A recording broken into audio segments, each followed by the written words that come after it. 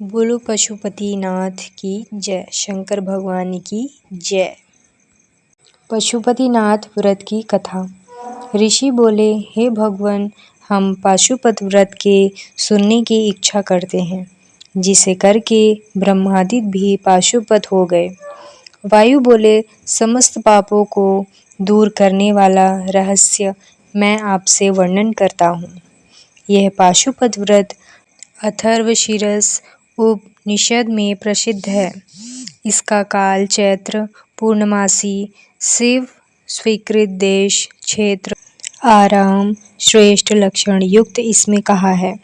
पहला, उसमें पहले त्रयोदशी के दिन स्नान आदि करके उनसे आज्ञा ले, विशेष पूजा करके स्वयं शुक्ल वस्त्र करके, शुक्ल यज्ञों पवित्र श्वेत चंदन धारण करके, कुशासन पर बैठकर मुट्ठी में कुशों को लेकर उत्तर या पूर्व को मुख करके 3 प्राणायाम करके देवी और देव को विज्ञापन किए मार्ग से धारण करके मैं दीक्षित होकर यह व्रत करता हूँ, यह संकल्प करें। जब तक शरीरपात हो अथवा 12 वर्ष, 6 वर्ष, 3 वर्ष अथवा 12 मास तक 6 3 अथवा एक ही निमित्त विधि पूर्वक अग्नि को लेकर घी, समिध और चरु से यथा योग्य हवन करें। 1 से 10 पूर्व आहुति के उपरांत फिर तत्वों की शुद्धि के उद्देश्य से उन समिधा आदि का मूल मंत्र से हवन करें और यह तत्व मेरे देह को शुद्ध करे, ऐसा स्मरण करता जाए। पंचभूत तन्मात्रा, पंच कर्मेंद्रिय ज्ञान और कर्म से भेद से इनके 5 विभाग हैं। त्यजादि 7 धातु, प्राणादि, वायु, मन, बुद्धि, अहंकार, गुण, प्रकृति, पुरुष, राम, विद्या, कला, नियति, काल, माया, शुद्ध विद्या, महेश्वर, सदाशिव, शक्ति और शिव तत्व, यह कर्म से तत्व कहे हैं। इन विरजा मंत्रों से हवन करके वाला पाप रहित हो जाता है, शिव जी के अनुग्रह को प्राप्त होकर ज्ञानवान हो जाता है।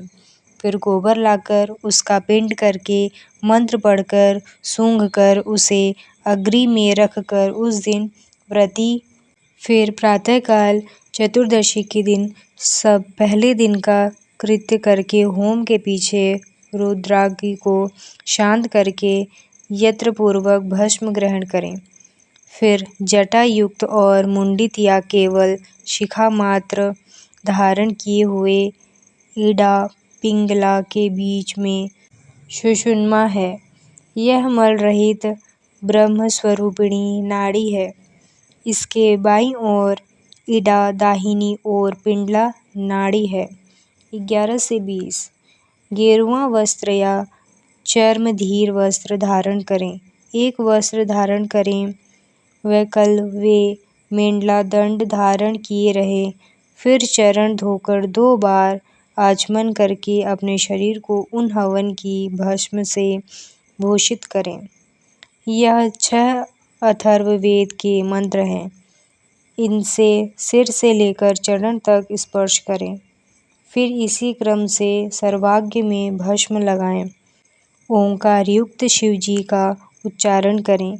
फिर इन मंत्र से त्रिपुंड लगावें। इस प्रकार शिव भाव को प्राप्त होकर शिव योग का आचरण करें। तीनों संस्थाओं में इस पाशुपत व्रत को करें। यह मुक्ति भक्ति का देने वाला पशुत्व दूर करता है। इस पाशुपत व्रत से पशुपन त्याग करें। लिंग मूर्ति सनातन महादेव जी की पूजा करें। 8 दलों का स्वर्ण का कमल 9 रत्नों से अलंकृत करके कर्णिका और केसर के सहित पद्मासन की कल्पना करें।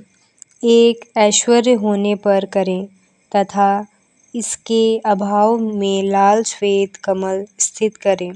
यदि यह भी न हो सके तो केवल भावना का कमल स्थित करें। उस कमल की कर्णिका में एक छोटी सी लिंग मूर्ति स्फटिक की स्थापित कर क्रम से पूजन करें। उस लिंग को विधि पूर्वक स्थापन कर और शुद्ध कर पंचमुख के प्रकार से आसन मूर्ति को कल्पना करके पंचगव्यादि पवित्र विस्तार पूर्वक यथा योग्य सहस्त्र कलशों से स्नान करावें। गंध द्रव्य कपूर चंदन आदि कुमकुम यह सब वस्त्र वेदी सहित लिंग को चढ़ाकर भूषण से भूषित करें। बिल्व पद श्वेत पद्म नीलकमल तथा दूसरे सुगंधित पुष्प पवित्र श्रेष्ठ बिल्वपत्र चित्र दूर्वा अक्षत महापूजा के विधान से यथालाप पूजित करके धूप दीप अर्घ्य नैवेद्य प्रदान करें। इस प्रकार शिव जी को निवेदन करके कल्याण की प्रवृत्ति करें और जो न्यायपूर्वक उपार्जन की हुई अपने को इष्ट वस्तु हो वह सब द्रव्य इस व्रत में विशेष कर देने चाहिए। श्रीपत्र उत्पल और कमल सहस्त्र चढ़ाने चाहिए अथवा कमती संख्या 101 चढ़ाने चाहिए। उसमें भी विशेषकर बेलपत्र को न त्यागें। एक ही सुवर्ण का कमल सहस्त्र कमलों से विशेष है और नीलोप्त लादी कमलें बेलपत्र के समान हैं और दूसरे फलों का नियम नहीं है। यथालाभ निवेदन करें। अष्टांग अर्घ्य श्रेष्ठ है। विशेषकर धूप देनी चंदन लगाना कृष्ण अगरु अघोर नामक मुख में संध्योजान में मलशीला वामदेव मुख में चंदन पौरुष में हरिताल ईशान में भस्म इस प्रकार कोई आचार्य आलेपन कहते हैं। कोई धूपांतर के विधान से धूप नहीं मांगते हैं कि अघोर के मुख में श्वेत अगरु पुरुष के मुख में काला अगरु संध्योजान के मुख में गुग्गुल सौम्य के मुख में सुगंधित द्रव्य ईशान के उषिरादि की धूप विशेष करके देनी चाहिए। मुख कपूर कपिला गौ के घृत में मिलाकर देनी चाहिए। चंदन अगरु कष्टादि वह सामान्य कहा है। कपूर व्रती घी के दीपक देने चाहिए। इसके उपरांत प्रत्येक मुख की ओर अग्न और आचमन देनी चाहिए। प्रथम आवरण से क्रम से गणेश और कार्तिकेय का पूजन करना चाहिए। फिर ब्रह्मा प्रभृति अंगादि का पूजन करें।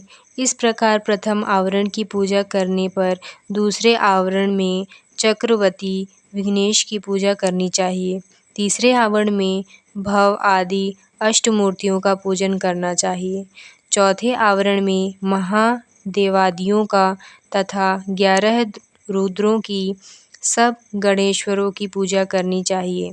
पद्म के बाहर 5 आवरण के क्रम से अस्त्र और अनुचरों के साथ 10 दिक्पालों की पूजा करें। ब्रह्मा जी के मानसिक पुत्र और सब ग्रह समस्त देव देवी का सर्व आकाशचारी सब पातालवासी और सब मुनीश्वर सब मुख्य योशीश्वर 5वें आवरण में मात्र कलाओं के साथ पूजें। गणों के सहित क्षेत्रपाल और यह सब चराचर जगत शिव जी के प्रति से शिव जी की विभूति जानकर पूजें। आवरण पूजा के अंत में परमेश्वर को पूजन करके घृत व्यंजन युक्त हवि शाकादि मनोहर वस्तु निवेदन करें। मुख सुगंधित के निमित्त तांबूल रोचक द्रव्य से सहित दें। फिर अनेक प्रकार के पुष्प और भूषणों से अलंकृत करके नीराजन के अंत में पूजा का विस्तार समाप्त करें। फिर सामग्री सहित पान पत्र दें और शयन निवेदन करें। चंद्रमा के समान हार उज्ज्वल शयन स्थान में रखें और भी सब योग्य पदार्थ राजाओं के समान स्थित करें। यह कार्य स्वयं करें या ऋतिजुओं से कराकर हवन और पूजन के पीछे प्रार्थना स्तोत्र जप करके पंचाक्षर विद्या को जपें, प्रदक्षिणा करें और परमात्मा की पूजा करें। फिर शिव जी के सम्मुख ही गुरु और ब्रह्मा का पूजन करें। फिर अर्घ्य या 8 फूल देकर देव को लिंग से विसर्जन करके अग्नि मंत्र से अग्नि की रक्षा कर कर उसे भी विदा करें। इस प्रकार यह सब कृत्य प्रतिदिन करें। फिर सब सामग्री सहित कमल युक्त लिंग अपने गुरु को दे दें अथवा शिवालय में स्थापन करें। फिर वह व्रती अपने दूसरे गुरुजनों का पूजन करके समर्थ होकर तो भक्त, ब्राह्मण और दीनों को संतुष्ट करें। आप या तो भोजन न करें अथवा फल और मूल भोजन करें। दूध पिएं, भिक्षा खाएं, केवल एक बार भोजन करें। रात्रि में सदा नियत भोजन करें और पवित्र होकर पृथ्वी पर शयन करें। भस्म या तृण पर शयन करें अथवा चीर व अजीर्ण मृग चर्म पर शयन करें। ब्रह्मचर्य पूर्वक इस व्रत को समाप्त करें। रविवार, आर्द्रा नक्षत्र के दिन, अमावस, पूर्णमासी, अष्टमी और चतुर्दशी को सामर्थ्य हो तो उपवास करें। पाखंड, पतित, उदक्या, रजस्वला, सूतिका आदि को मन से भी स्मरण न करें, ना वाणी से उच्चारण करें। क्षमा, दया, सत्य, अहिंसा और शील युक्त सदा रखें। संतुष्ट, शांत रहें और तप तथा ध्यान में सदा मन लगावें। तीनों काल स्नान करें अथवा भस्म स्नान करें। मन वचन क्रम से विशेष पूजा करें। बहुत कहने से क्या, व्रती कुछ भी अमंगल बात न करें। प्रमाद हो जाने से आचार में गुरु लघु का विचार करके पूजा, होम, यज्ञ से उसका उचित प्रायश्चित करें जब तक वह व्रत समाप्त न हो। कुछ भी प्रमाद न करें। गोदान, वृषस्व, पूजा धन के अनुसार सब कामना से रहित होमन भक्त शिव जी की प्रति निमित्त शब्द करें। यह व्रत की विधि सूक्ष्म के सामान्य कही है। प्रति मास में जो विशेष है सो क्रम से कहती हूँ। वैशाख में हीरे का लिंग, आषाढ़ में मोती का, श्रावण में नीलम का, भाद्रपद में पद्मराग मणि का, अश्विन में गोमेद का, कार्तिक में मूंगे का, अगहन में वैडूर्य का, पौष में पुष्परा का, माघ में घुमड़ी का, फाल्गुन में चंद्रकांत मणि का और चैत्र में इसी मणि का अथवा रत्न न मिले तो सब महीनों के स्वर्ण लिंग की पूजा करें। उसके अभाव में चांदी, तांबा अथवा शीला के लिंग का पूजन करें। यह भी न हो तो मिट्टी का अथवा किसी वस्तु का लिंग पूजें। सभी मूर्ति गंधमय बनावें अथवा जैसी रुचि होवे सो बनावें।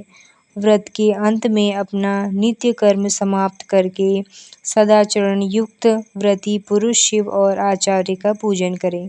आचार्य की आज्ञा से पूर्व उत्तर मुख होकर बैठें।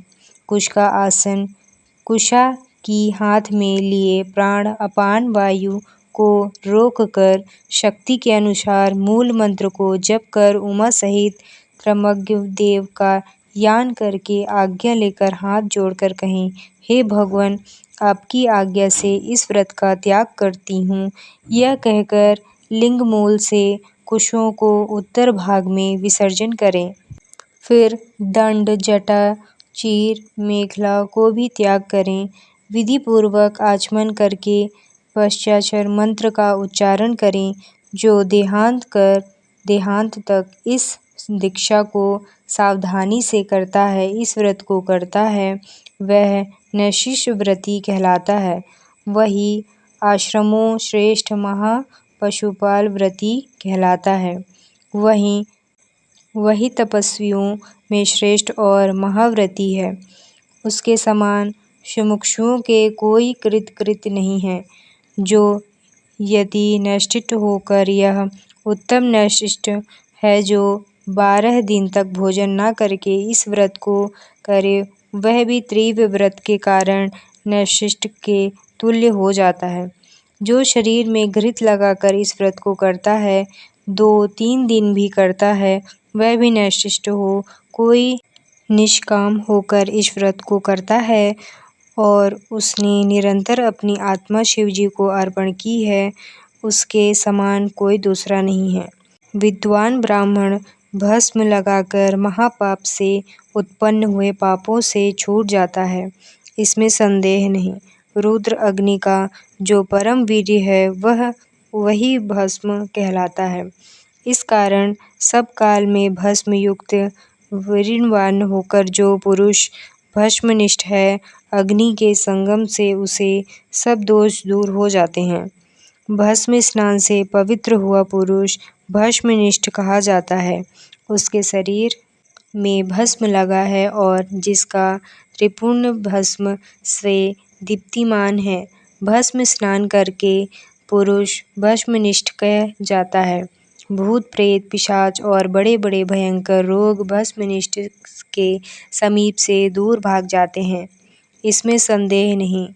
पाप दूर करने से, भासमान होने से यह भस्म कहलाता है। वह विभूति पुरुषों को ऐश्वर्य देने वाली तथा परम रक्षा करने वाली है।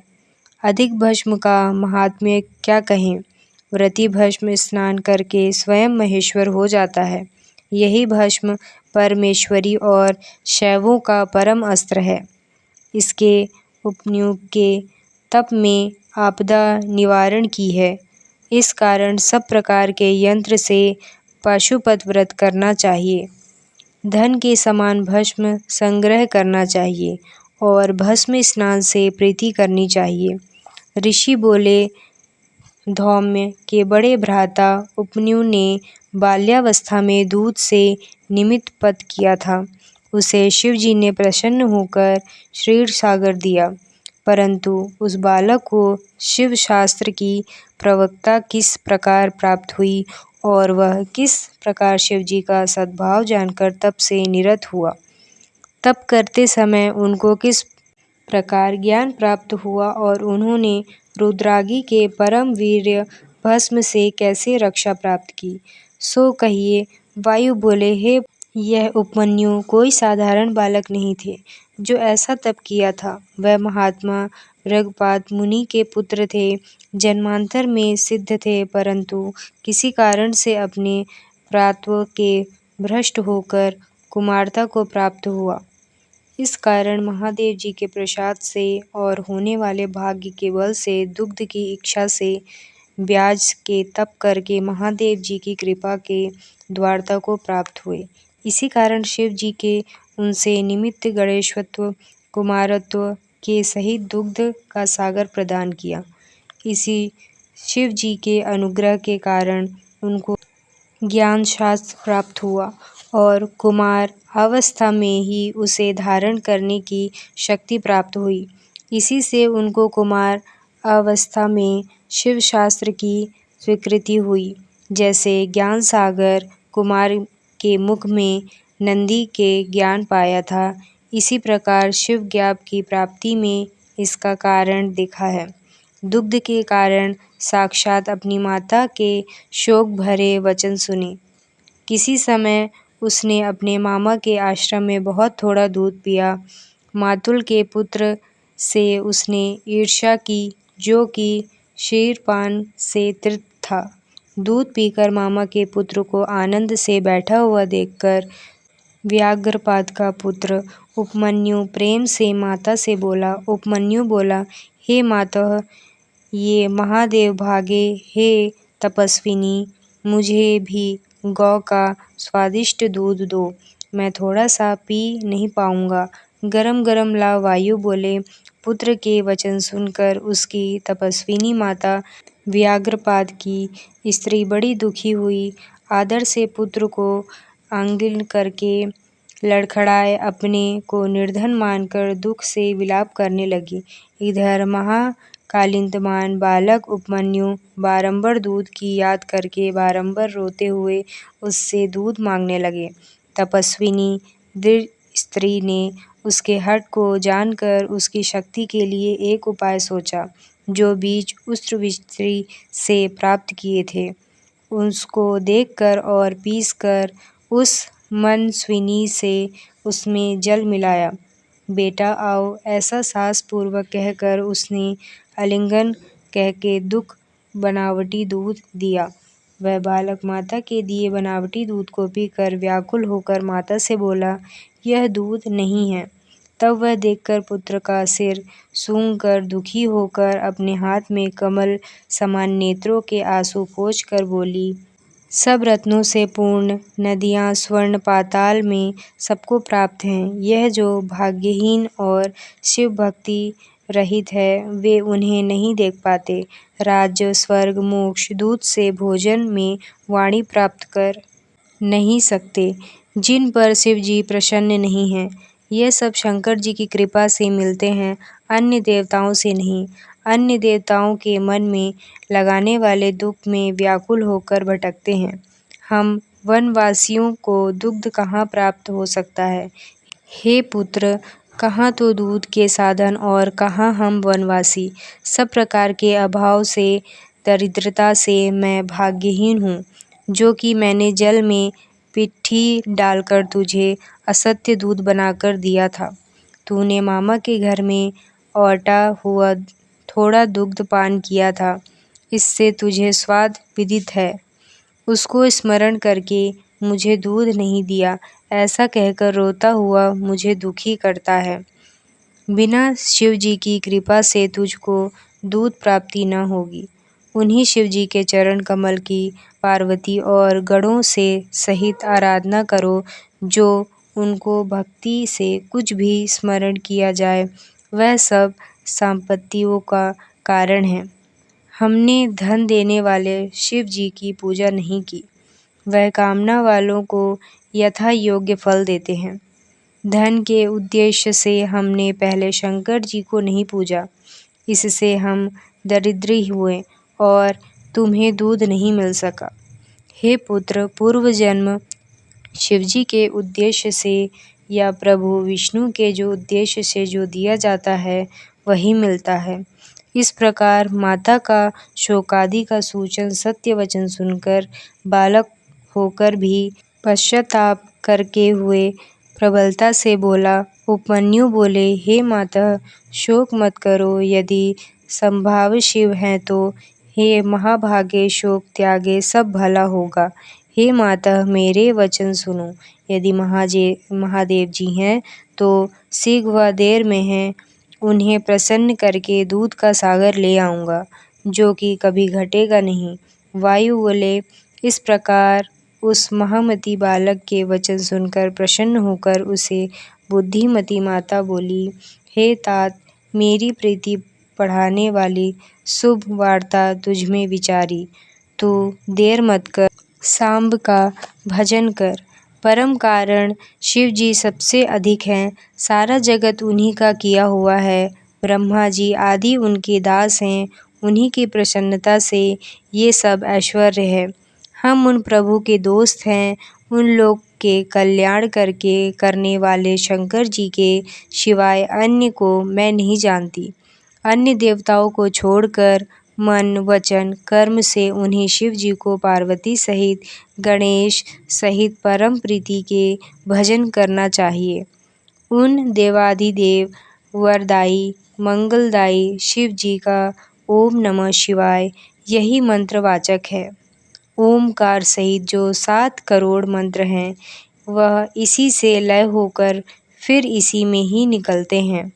अपने अधिकारी अपेक्षा से सुप्रसाद सहित वे मंत्र हैं, अर्थात अधिकारियों के अनुसार पृथक पृथक हैं, परंतु यह मंत्र ईश्वर की आज्ञा से सबसे अधिकार का है। जिस प्रकार शिव जी संपूर्ण उत्कृष्ट और निकृष्ट आत्माओं की रक्षा करने में समर्थ होते हैं, उसी प्रकार यह मंत्र है। यह मंत्र सब दूसरे मंत्रों से प्रबल है। यह सबकी रक्षा करने में समर्थ है, उससे परे फिर और इच्छा नहीं करनी चाहिए। इस कारण हे पुत्र, अन्य मंत्रों को छोड़कर पश्चांतर मंत्र जपने में तत्पर हो। यह मंत्र जिज्ञा के अंतर्गत होने से फिर कुछ दुर्बल नहीं कर सकता। यह शैवों की रक्षा का हेतु परम दुर्बल अरोग शास्त्र है, वह इसी से उत्पन्न हुआ है। ऐसा जानकर उसमें तत्पर हो, तुम्हारे पिता के समीप में मैंने यह भस्म प्राप्त की है, जो विरजा अग्नि के उत्पन्न होने के कारण सिद्ध और महाआपत्ति को दूर करने वाली है। इसे लगाओ, यह जो तुम्हें मैंने मंत्र दिया है, इसको मेरी आज्ञा से ग्रहण कर। इसी के जप करने से तुम्हारी रक्षा होगी। इस प्रकार माता ने आज्ञा देकर शिवस्तु ऐसा उच्चारण करके विदा किया और मुनि उसी आज्ञा सिर पर धारण करके और प्रमाण करके तप करने में निमित्त चला गया। तब माता ने उसके प्रति वचन कहे कि देवता तेरा मंगल करे। इस प्रकार माता की आज्ञा से उसने दुश्चर तप करना आरंभ किया।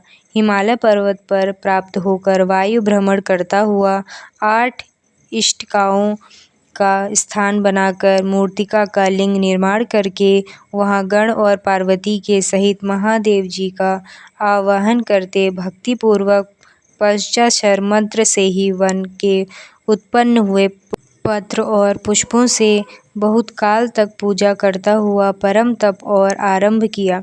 इस प्रकार शिवजी के मन में लगाए कृश शरीर उपमन्यु ब्राह्मण श्रेष्ठ को अकेले तप करते हुए देखकर मरीचि ऋषि के श्राप से पिशाचपन को प्राप्त हुए। कुछ मुनि राक्षस भाव से पीड़ित करके उसे तप से विघ्न करने लगे।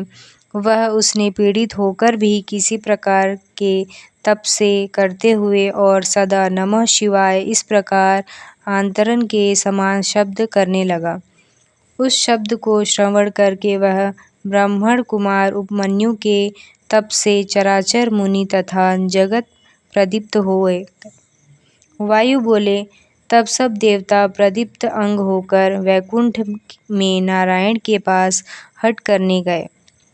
प्रमाण करके सब हल करने लगे। उनके यह वचन सुनकर भगवान पुरुषोत्तम यह क्या है, इस वार्ता को विचार कर और उसका कारण जानकर शिव जी को देखने की इच्छा में मंदर पर्वत पर गए और देव को देखकर प्रणाम करके हाथ जोड़कर बोले।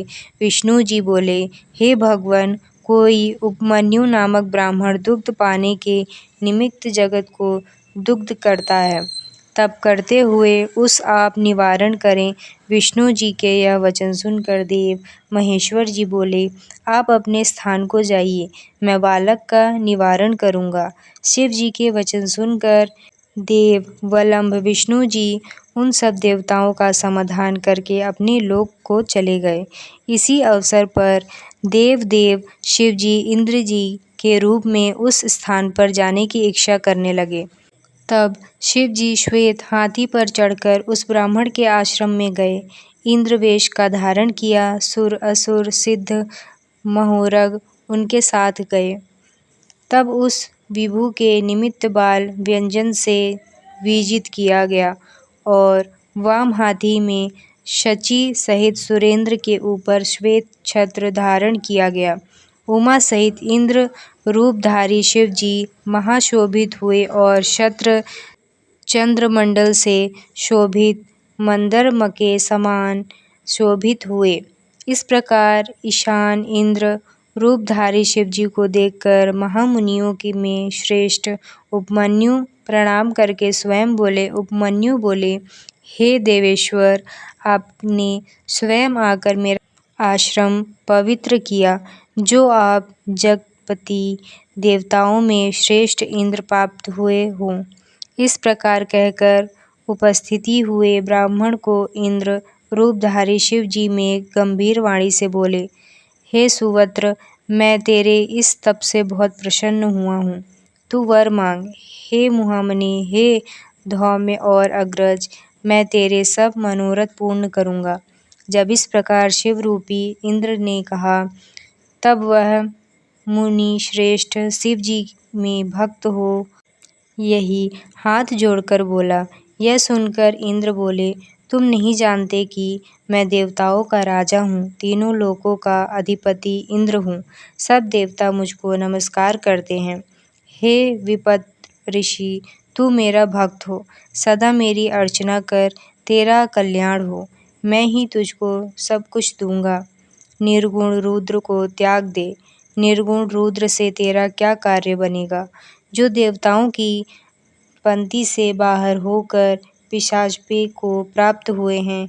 वायु बोले। यह सुनकर पंचाक्षर मंत्र जपते हुए वह मुनि धर्म में विघ्न मानकर इंद्र से बोले। उपमन्यु बोले, शिव निंदा से तत्पर आपने प्रसंग से महात्मा रुद्र का निर्गुणपन कथन किया है, पर सब देवताओं की अधिपति रुद्र को तुम नहीं जानते हो। ब्रह्मा विष्णु महेश के भी उत्पादक वे प्रकृति से परे हैं, जिनको ब्रह्मवादी सत असत व्यक्त रूप में कथन करते हैं तथा नित्य एक अनंत कहते हैं, उन्हीं से वर मांगूंगा।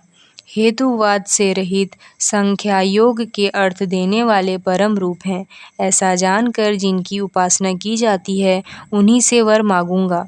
सबके कारण शिव जी से परे कोई तत्व नहीं है।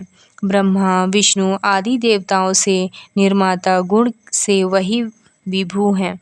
बहुत कहने से क्या है, यह बात मैंने भीली से जान ली है कि यदि शिव जी की निंदा सुनी जाए तो जान लो कि जन्मांतर से पाप किए हैं। शिव जी की निंदा सुनते ही उसको तत्काल मारकर उसी समय अपना देह त्याग दे, तो वह शिवलोक को जाता है। हे सुराधम, मेरी दूध की इच्छा यूं ही रहे, मैं तुमको शिवास्त्र से मारकर अपने देह को त्याग कर इंद्र को मारने का उद्यत हुए। घोर भस्म लेकर उसको अघोर अस्त्र से अभिमंत्रित करके इंद्र से उद्देश्य से मुनि बड़ा शब्द करके त्यागा और शिव जी के चरण कमलों को स्मरण करके अपना देह त्याग करके और उद्यत हुए, तो भग देवता के नेत्रहारी शिव जी के सौम्यता से उस योगी की धारणा को निवारण किया। उस छोड़े हुए आरोग्य शास्त्र को शिव जी की आज्ञा से शिव जी ने प्रिय नंदी से ग्रहण किया। उस समय परमेश्वर ने अपने स्वरूप में स्थित होकर उस उपमन्यु को अपना चंद्रभाल रूप दिखाया। सहस्त्रों दूध के सागर, अमृत के सागर, दही घी के सागर, फल भक्ष्य भेजों के सागर तथा पुओं से पर्वत प्रभु ने उस बालक को दिखाए। जब उसने शंकर जी को देवी के साथ वृक्ष पर स्थित देखा कि जिनके चारों ओर गणेश्वर स्थित हैं और त्रिशूल आदि से युक्त हैं, तब देवताओं की दुदुम्बी बजी, फूलों की वर्षा हुई। विष्णु ब्रह्मा इंद्रादि देवताओं से सब दिशाएं आच्छादित हो गईं। इधर उपमन्यु भी आनंद के सागर में मग्न होकर भक्ति से नम्र होकर दंड के समान पृथ्वी पर गिर पड़ा। इसी अवसर में भगवान शंकर जी ने यहाँ आओ कहकर हंसते हुए उसे बुलाकर सिंह सूंघ कर अनेक वर दिए। शिव जी बोले, हे पुत्र, तुम यथा योग्य भस्म भोज्य अपने बांधवों सहित सदा भोगो, सदा सुखी रहो, दुखों से रहित होकर मेरी भक्ति में तत्पर हो। हे महाभाग उपमन्यु, यह पार्वती तुम्हारी माता है। मैंने तुमको पुत्र बनाकर क्षीर सागर दिया है। मधु दही अन्न घृत भात फल इनके सागर मैंने तुमको दिए। महापुओं से पर्वत भाग्य भोज्य सागर मैंने तुमको दिए। हे महामुने, तुम इनको ग्रहण करो। तुम्हारे पिता महादेव और माता जगदम्बा हैं। मैंने तुमको अमरत्व और निरंतर का गाणपत्य दिया। अब तुम प्रसन्न होकर जो जो मन में हो सो वर मांगो, मैं प्रसन्न होकर दूंगा, इसमें विचार की आवश्यकता नहीं। वायु बोले, महादेव जी ने ऐसा कहकर अपने हाथों से उपमन्यु का आलिंगन करके उनका सिर सूंघकर, यह तुम्हारा पुत्र है, यूं कहकर देवी को निवेदन किया। देवी ने भी अपने कमल जैसे हाथों से प्रेम से कुमार के समान उसका सिर सूंघकर उसको अविनाशी कुमांत्व दिया। शिरंभित से सरकार रूप से स्वदुशीर हाथ में धारण किए वह अविनाशी दूध पिंडकार उसके हाथ में समर्पण किया। योग ऐश्वर्य दुष्टि अविनाशिनी ब्रह्म विद्या परम समित्री संतुष्ट मन से उसको प्रदान की। फिर भी प्रसन्न हो शिव जी उसका तप तेज देखकर उपमन्यु मुनि को दिव्य वर देने लगे। व्रत पशुपत ज्ञान व्रत योग तत्व से देखकर निरंतर विकित्व मुनिराज को दी। वह भी दिव्य वर देने लगे। पाशुपत ज्ञान व्रत योग तत्व से देखकर निरंतर विकित्व मुनिराज को दी। यह भी दिव्य वर और निरंतर रहने वाला कुमारत्व प्राप्त करने उन चतुरता की शिवा से वर पाकर बड़े प्रसन्न हुए। तब प्रसन्न चित्त होकर हाथ जोड़कर प्रणाम करते महेश्वर देव से वर मांगने लगे। उपमन्यु बोले, हे देव देवश, हे परमेश्वर, प्रसन्न होकर अपनी अव्यभिचारिणी भक्ति मुझको दीजिए। हे महादेव जी, आपके संवादियों से मुझे श्रद्धा दीजिए। अपने दासों से परम स्नेह और सदा उनकी समीपता दीजिए। यह कहने के उपरांत प्रसन्न मन होकर वह ब्राह्मण श्रेष्ठ उपमन्यु सहर्ष गदवादी से महादेव जी को प्रसन्न करने लगे। उपमन्यु बोले, हे देव महादेव, हे शारणगत वत्सल्य, हे करुणा सागर, हे सांब शंकर, प्रसन्न हो। वायु बोले, सबको वर देने वाले महादेव जी, ऐसा कहकर प्रसन्न मन होकर मुनि श्रेष्ठ उपमन्यु से बोले। शिव जी बोले, हे पुत्र, मैं तुझसे प्रसन्न हूँ। मैंने तुझे सब दिया। तू मेरा ऋण भक्त है, यह मैंने जान लिया। तुम दुखी से रहित होकर अजर अमर हो, महायशस्वी, तेज से युक्त, ज्ञान से युक्त हो। तुम्हारे बांधव और कुल तथा गोत्र सदा अक्षय रहेंगे। हे द्विज श्रेष्ठ, तुम्हारी मुझसे निरंतर भक्ति होगी। हे द्विजोत्तम, मैं तुम्हारे आश्रम में नित्य समीपता करूँगा। तुम मेरे समीर सदा आनंद से विहार करोगे। कोटि सूर्य के समान कांति वाले भगवान शिव जी यह कहकर और उसको वर देकर अंतर्ध्यान हो गए। उपमन्यु भी प्रसन्न होकर उनसे वरदान पाकर महासुखी होकर अपनी माता के समीप चले गए। तो बोलिए शंकर भगवान की जय।